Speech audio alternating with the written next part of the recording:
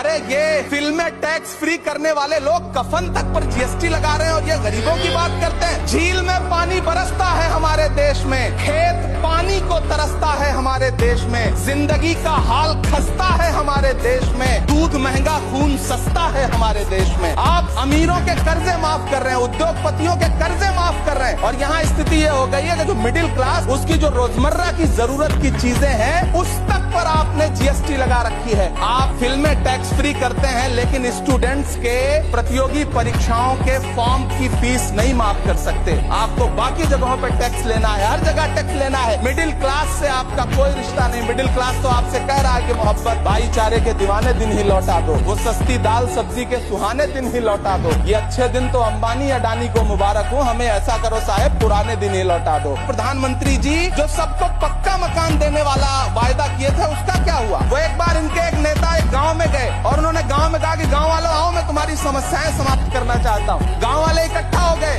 नेताजी ने गांव वालों से कहा बताओ तुम्हारी 2 समस्याएं बताओ, मैं दोनों समस्याओं का यहीं पे समाधान करूंगा। तो गांव वालों ने कहा साहब हमारी पहली समस्या है कि हमारे यहाँ कोई हॉस्पिटल नहीं है। तो नेताजी ने मोबाइल निकाला, कहीं फोन मिलाया और मिला के फोन पे पता नहीं क्या कुछ कहा कि यहाँ गाँव में हॉस्पिटल नहीं है, हॉस्पिटल तुरंत यहाँ हॉस्पिटल चाहिए। गाँव वाले खुश हो गए कि 1 मिनट में यहाँ हॉस्पिटल आ रहा है। अगली समस्या के बारे में उन्होंने नेताजी ने गाँव वालों से कहा कि मैंने आपकी पहली समस्या समाप्त कर दी, दूसरी समस्या बताओ। तो गांव वालों ने कहा साहब इस गांव में कोई भी मोबाइल का नेटवर्क ही नहीं है। ये है इनके काम करने का तरीका, ये है झूठ बोलने का तरीका।